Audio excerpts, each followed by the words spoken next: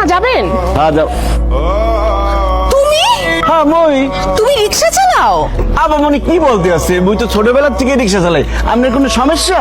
এই খবরদার আমার সাথে ফাইজলামি করবে না। তুমি যে রিক্সা চালাও সেটা আমাকে বিয়ের আগে বলো নাই কেন? মুই আপনার কেন বলবো? আপনি কেডা? আমি কেডা মানে আমি তোমার বউ। আপনার চেহারা, চোখ, হাত, পা, গাল, গলা সবকিছু হুবহু আমার স্বামী সবুজের মতো। ম্যাডাম হয়েছে কি, এই দুনিয়াত এক চেহারা 7 জন মানুষ আছে, এর লিগেই আপনার স্বামীর সাথে মোর চেহারা মিলে গেছে, কিন্তু মুই আপনার স্বামী না। দোস্ত বাদ দে তো, তোর স্বামী রিক্সা চালাতে যাবে কেন? এইটা তো স্বামী না, চল তো। আচ্ছা হাই, আপনি আপনার শার্ট দেন, কারণ আমার স্বামীর বুকের মধ্যে একটা জন্ম দাগ আছে, কালো দাগ।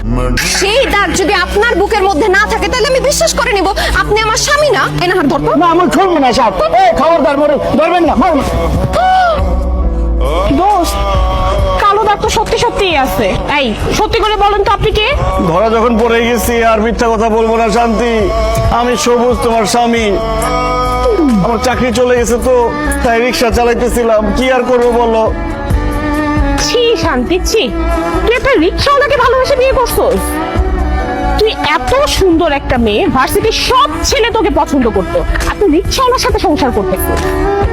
আমি তো তোর মতো দেখতে এত সুন্দর না, তারপরেও আমার জামাই সরকারি চাকরি। আল্লাহ, তোর রুচি এত খারাপ, তোর স্বামীর পরিচয় জানার পর তো লজ্জায় আমারই মাথায় হেঁটে হয়ে যাচ্ছে। তোর সাথে আমি আর কোনো সম্পর্ক রাখবো না, কারণ আমার জামাই সরকারি চাকরি করে।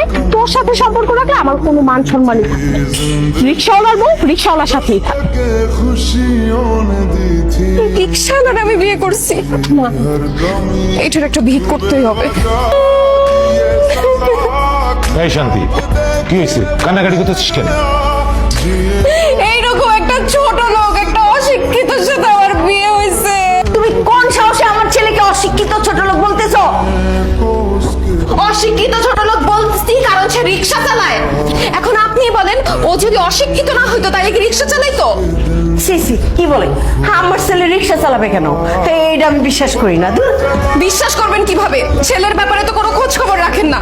আপনার ছেলে রিক্সা চালায় আমি আমার নিজ চোখে দেখছি। চুপ করে দাঁড়ায় আছো কেন? গুণধর মায়ের গুণধর সন্তান, বলতেছো না কেন যে তুমি রিক্সা চালাও? হ্যাঁ বাবা, শান্তি ঠিক কথাই বলেছে, আমি রিক্সা চালাইছি। এবার আমার কথা বিশ্বাস হলো তো শাশুড়ি আম্মা যে আপনার ছেলে রিক্সা চালায়? এবার বুঝছেন আমি যে আপনার ছেলেকে ছোট লোক বলছি, অশিক্ষিত বলছি, এমনি এমনি বলি নাই। সে আসলে অশিক্ষিত, আসলে একটা ছোট লোক। ছি ছি ছি ছি, ওর ভাবতেই অবাক লাগছে আমার মেয়ের জামাই রিক্সা চালায়। আপনাদের কোনো মান সম্মান না থাকতে পারে, কিন্তু আমার তো মান সম্মান আছে।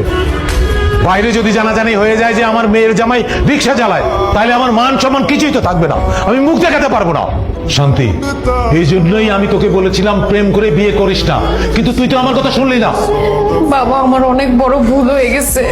আমি যদি জানতাম ওদের ফ্যামিলি এরকম ছোট লোক, এরকম রিক্সাওয়ালার ফ্যামিলি, তাইলে আমি জীবনেও এখানে বিয়ে করতাম না। বাবা, এখন আমি কি করব? যাই করো শান্তি, আমার সংসারটা ভেঙে তুমি চলে যাও না। তোমার সাথে আমি সংসার করতে চাই, আমি তোমাকে ভালোবাসি। ঠিক আছে, তুমি যদি আমার মেয়ের সাথে সংসার করতে চাও তাহলে আমার একটা কথা রাখতে হবে।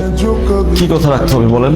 তুমি তোমার এই বাবা মাকে ছেড়ে আমার বাড়িতে গিয়ে ঘর জামাই থাকতে হবে।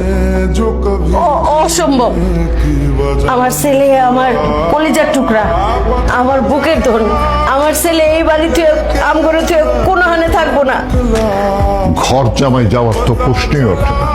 আল্লাহ দোহাই, বিয়ে সাহেব এই কথা বলবেন না প্লিজ। সবুজ, আমার বাবা যা বলছে তুমি এখন সেটা করবা। তুমি এখন আমাদের বাসায় যাবা, আমাদের বাসায় ঘর জামাই হয়ে থাকবা। অসম্ভব। প্রয়োজন পড়লে আমার ছেলেরে আমি ভিক্ষা করে খাওয়াবো, তাও আমার ছেলে আম করে চাইরে কোথাও যাইবো না। আমার ছেলেরে আমি যাইতে দিবই না। সবুজ, তুমি এখন বলো কি করবে? তুমি কি আমার সাথে আমাদের বাড়িতে গিয়ে ঘর জামাই থাকবে, নাকি তোমার বাবা মার সাথে থাকবে? সবুজ, চুপ করে আসিস কেন? তুই তোর মায়ের সাথে থাকবি। আজকে রাতটা আমাকে সময় দেন, আমি কালকে আপনাকে জানাচ্ছি। শান্তি, আমি এখন গেলাম। যেভাবেই হোক জামাইকে আমাদের বাসায় নিয়ে যেতেই হবে। তুই জামাইকে রাজি করা, আমি কাল সকালে আবার আসবো, তোকে আর জামাইকে নিয়ে যাবো। যা, ব্যাগটা গুছিয়ে দেন।